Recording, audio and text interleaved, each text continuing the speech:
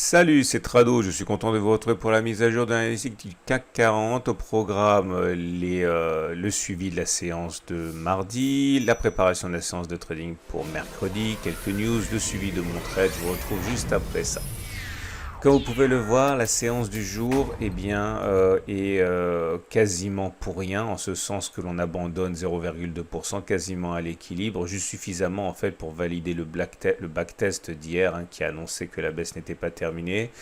Au-delà, les news qui ont émaillé l'actualité ont été plutôt du même tonneau que la veille, à savoir. Alors du côté des États-Unis, toujours le dossier de l'impeachment contre le président américain, et du côté européen, les conséquences méconnues de la nouvelle souche qui n'est plus si jeune que ça maintenant, britannique, dont on ne sait pas encore quelles seront les conséquences économiques.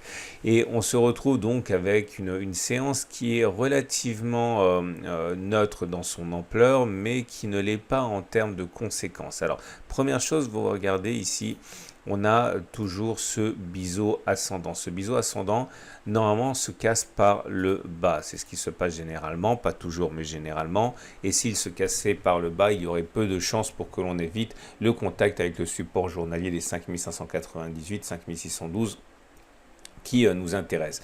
Maintenant, il faut savoir que ce biseau ascendant n'apparaît pas n'importe quand. Et justement, il faut toujours faire attention quand on débute. Des biseaux, vous en trouverez beaucoup, mais pour qu'ils fonctionnent, il faut que normalement, ils apparaissent et qu'ils soient cassés à un moment clé. Et le moment clé, c'est justement le fait que nous soyons en contact avec cette énorme résistance hebdomadaire. On a déjà parlé, je vous invite vraiment à regarder les vidéos du week-end pour avoir une vision d'ensemble. Et je le dis, je le répète, nous sommes au contact d'une zone clé, cette zone de support ici qui a été cassée, qui a donc changé de polarité, qui est devenue résistance. Il est évident que les traders baissiers cherchent un endroit stratégique pour attaquer le CAC 40 et nous sommes sur cet endroit stratégique. Donc il y a peu de chances pour que les baissiers lâchent leur conviction maintenant. En tout cas, je l'ai dit et je le répète, ça correspond également à un niveau de retracement de Fibonacci important. Si on prend toute l'impulsion haussière à laquelle on a assisté, on l'a dit hier, aller chercher les 23,6% de Fibonacci semble quand même assez jouable. C'est-à-dire que c'est sur les 23,6% et sans doute pas avant que les traders haussiers sont susceptibles de faire inverser la vapeur au CAC 40. Donc globalement, la thèse la plus plausible, j'ai envie de dire, c'est une attaque baissière qui chercherait ses supports journaliers avant éventuellement de ressaisir. Enfin bon, ce sont simplement des idées, un scénario de travail. Alors quand on regarde le chandelier japonais du jour, on l'a dit, il confirme l'augure baissier présenté par l'étoile du soir hier. Au-delà, c'est une bougie qui est plutôt négative, elle termine plutôt dans la partie basse, elle est rouge, donc il y a une forte pression baissière sur cette bougie. Mais quand on regarde l'Aikinashi, il n'y a pour l'instant pas du tout de quoi paniquer. Il s'agit simplement pour l'instant d'une bougie d'indécision. Elle n'est pas forcément plus grave que celle de la veille ici, à savoir on a un corps, certes il est rouge, mais il y a des mèches hautes, il y a des mèches basses. C'est plutôt une zone de bataille, c'est pas une bougie pleine de conviction comme celle auquel on peut assister. Vous voyez, quand il n'y a pas de mèche basse et quand la mèche haute est limitée. Donc là, pour l'instant, si on fait la synthèse, on peut baisser, mais cette baisse ne devrait pas normalement et a priori se muer en impulsion baissière d'ampleur. Surtout que du côté de l'Aikinashi, du 3-line break, je vous rappelle que je vous invite à regarder le tutoriel sur le 3-line break. On est toujours dans une séquence haussière avec une bougie, avec un bloc vert. On est très très loin d'avoir un bloc de retournement de tendance comme ça a été le cas ici. Vous voyez, les petites gesticulations depuis quelques séances ne sont, encore une fois, sur cette échelle que de la consolidation simple. On revient à notre chandelier japonais traditionnel. Je vous rappelle que vous trouverez des tutoriels pour le 3-line break et l'Aikinashi sur ma chaîne. Et vous avez donc au niveau des indicateurs techniques, au regard de la moyenne mobile à 20 jours, on a toujours une tendance qui est haussière puisqu'on est au-dessus de la M20 qui monte. On est également en tendance de court terme haussière, puisqu'on est au-dessus de la M7 qui monte. Vous voyez comme elle a été touchée. On backtestera quelque chose en 2 minutes. Attendez, je vais agrandir ça. La moyenne mobile à 50 jours est également haussière et on est donc en tendance de fond qui est haussière. Et la moyenne mobile à 200 jours est ascendante enfin avec des cours au-dessus. Donc la tendance de long terme sur cette unité de temps journalière et haussière. Je remets les bandes de Bollinger parce que ça va nous servir à partir de maintenant. Regardez ce qui s'est passé. On a quelque chose qu'on a déjà backtesté et sur laquelle je vais revenir. Je n'ai pas backtesté ça hier parce que j'avais d'autres choses à vous proposer, mais souvenez-vous, pour les plus anciens, quand on sort et qu'on clôture au-dessus de la Bollinger supérieure et qu'on réintègre la Bollinger supérieure, il y a plus de chances d'aller chercher la M7 que de ne pas le faire. Ça a été chose faite sur la séance de mardi et c'est pour ça, encore une fois, qu'il était plausible que la séance d'aujourd'hui ne soit pas belle. Maintenant, que se passe-t-il lorsque, selon ce schéma, on vient toucher la M7? Est-il plus probable à partir de maintenant que l'on reparte et que l'on touche les précédents sommets ou que l'on casse et que l'on aille chercher la M20? C'est ce que j'ai voulu backtester avec vous. Alors, l'idée est la suivante. Je vous rappelle que tous les backtests sont a priori applicables à toutes les unités de temps et à tous les actifs, que ce soit des actions, que ce soit du forex, que ce soit des cryptos, mais à charge pour vous quand même de backtester. Moi, je vous présente mon travail, j'essaie de vous donner des idées, mais il faut vraiment que vous fassiez la part des choses, sinon vous ne pouvez pas trader sereinement. Donc voilà, le test sera accompagné d'un pouce vert si après avoir touché la M7, on retourne chercher les plus hauts. Le test sera accompagné d'un pouce rouge si après avoir touché la M7, on casse et on va chercher la M20. Attention, j'ai limité les backtests à ces deux situations. Si par exemple, on réintègre la bande de Bollinger, mais qu'on ne va pas chercher la M7 et qu'on fait toujours tout de suite un plus haut, ça ne comptera pas. Et également, il faut qu'on ait l'opportunité d'en tirer parti, c'est-à-dire qu'il faut que la M7 et la M20 ne soient pas touchées en même temps, sinon on peut pas en tirer parti en matière de trade. Alors, c'est parti pour le premier backtest. Alors, le premier backtest, il apparaît ici. C'est pas un échec, c'est simplement qu'on a allé chercher. Regardez, on est sorti des bandes de Bollinger, on a réintégré les bandes de Bollinger. On n'a pas fait de plus haut, on est allé toucher la M7. Une fois qu'on a touché la M7, on est allé chercher la M20. Donc, continuation de la baisse. Deuxième situation. Ici, ce sont des cas que je n'ai pas pris en considération. Justement, je vous les expose. Vous voyez, parce qu'on est sorti, on a réintégré, mais sur la même bougie, on est allé faire M7, M20. Donc, on ne pouvait pas en tirer parti pour le trading. Donc, ça ne sert à rien. Là, pareil, je n'ai pas tenu compte de cette occurrence-là parce qu'on est sorti des bandes de Bollinger, on l'a réintégré, mais avant de toucher la M7, on a fait un plus haut. Donc ça invalide également l'expérience.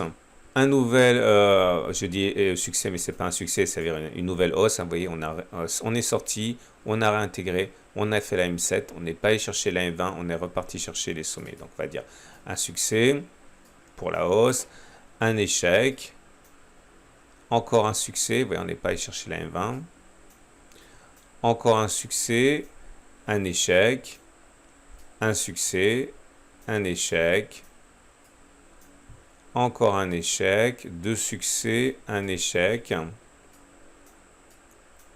deux échecs encore, un troisième échec, encore un succès, je suis trop bas, un échec, encore un succès, un deuxième succès, un troisième succès, un échec, un succès, deux échecs, un autre échec, deux succès, encore un échec, deux échecs, un succès. Et ça y est, c'est bon, je crois qu'on a fait le tour. Et vous ne rêvez pas, c'était très difficile à faire, mais j'y suis parvenu par la force du hasard sur 34 tentatives occurrences. On a 17 succès et 17 échecs, 50%. Alors si vous débutez, vous allez rageusement taper sur votre clavier en vous demandant pourquoi vous avez perdu 10 minutes de votre temps. Si maintenant vous avez un petit peu d'expérience et si vous savez comment je travaille et comment le trading doit se faire, il faut maintenant regarder si c'est quand même pas un système rentable. Clairement, combien gagne-t-on quand on a raison? Combien gagne-t-on quand on perd-on quand on échoue?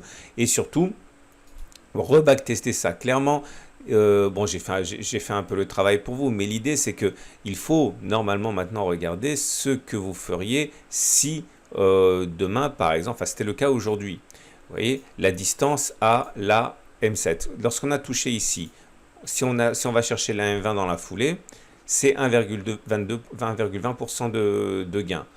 Si vous pariez à la baisse. Maintenant, il faudrait mettre le stop loss au-dessus du précédent sommet, donc à 1,49%. Donc là, vous voyez, ça ne vaut pas vraiment la peine dans l'état actuel des choses, puisque ce que vous avez à gagner est plus faible que ce que vous avez à perdre. Donc là, dans ce cas, ça ne vaudrait pas la peine.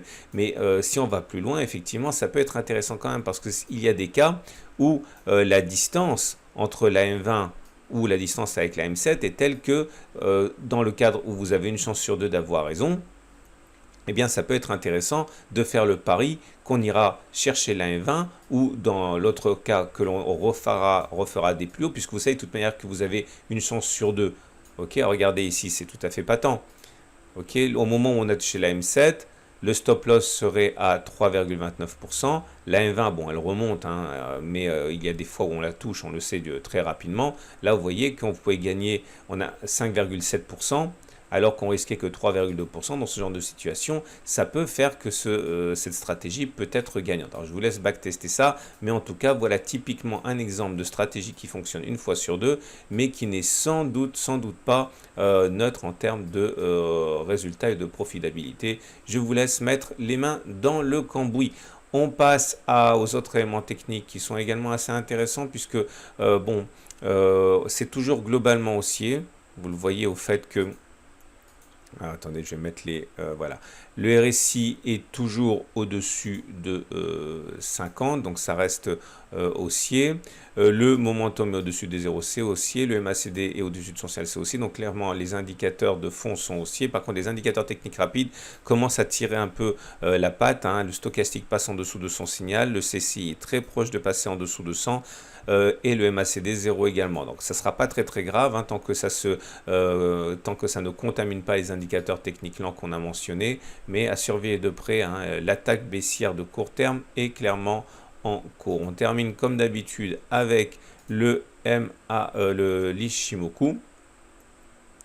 Et l'Ichimoku est toujours globalement haussier, même si c'est pas, même s'il a perdu de sa superbe. On a toujours le nuage qui est ascendant, donc la tendance elle est haussière sur le fond. On a également la Kijun qui fait mine de monter, mais c'est de moins en moins clair. Hein. Donc on va dire que la tendance de fond est globalement haussière, mais il ne faudrait pas qu'on reste plat trop longtemps, il faudrait vraiment qu'on adopte une pente ascendante. Et la tendance de court terme est également plutôt haussière, puisque la Tenkan, elle aussi, est plutôt haussière. Mais attention, elle commence à s'aplatir. Et tout ce que je viens de dire, si la Tenkan s'aplatissait et que la Kijun s'aplatissait, ce serait caduc. On termine avec les trades du jour, et je vais enlever les moyennes mobiles parce qu'on n'a pas besoin. Oui, alors non, on peut prendre le trade qu'on a mentionné aujourd'hui. Là, vous voyez, on est si l'objectif à la baisse est atteint, il y a une chance sur deux pour qu'on aille chercher la M20, donc 1,4%. Vous avez également un stop qu'il s'agirait de mettre à 1,2%. Donc vous avez un ratio gain-risque supérieur à 1. Rien n'empêche que vous tradiez à la baisse. Okay. Maintenant, je vous avouerai franchement que si vous faites ce genre de manœuvre-là, c'est rentable si vous avez décidé de backtester et que c'est profitable, mais vous allez avoir raison souvent. Vous allez avoir tort souvent, enfin en moyenne une fois sur deux, mais ça veut dire que vous pouvez très bien avoir tort 4, 5, 6 fois de suite. Il faut avoir les nerfs solides et la conviction mathématique chevillée au corps pour faire ce genre de choses. Hein. Maintenant, si vous voulez plutôt trader à la hausse, vous pouvez par exemple parier sur le fait que le support journalier des 5598 va tenir. Si vous mettez un stop en dessous à 1,12% et que vous visez un retour sur les puits à 1,23%, vous avez un ratio gain-risque qui est très bon. Maintenant, il est vrai que si vous attendez un éventuel accès de faiblesse vers le support journalier, vous aurez un rapport gain-risque encore meilleur. Pour mon trade, je vous rappelle que je suis rentré, regardez les vidéos d'hier et d'avant-hier, je suis rentré ici à 5685 et j'ai prévu de vendre demain soir en fin de séance. Pour l'instant, c'est perdant, mais enfin bon, vous savez très bien, on a backtesté. Normalement, ça devrait fonctionner. Je vous souhaite une excellente journée. J'invite, si vous le désirez, à découvrir les autres vidéos par incrustation à la fin de cette vidéo-ci. Également, pensez, si vous êtes sur YouTube à me mettre un petit plus, c'est quand même la façon la plus sympathique pour moi de voir le rendu de mes vidéos, et puis ça permet à ma chaîne de se développer, de se faire connaître, et ça me fait plaisir tout simplement. Voilà, à demain pour la mise à jour.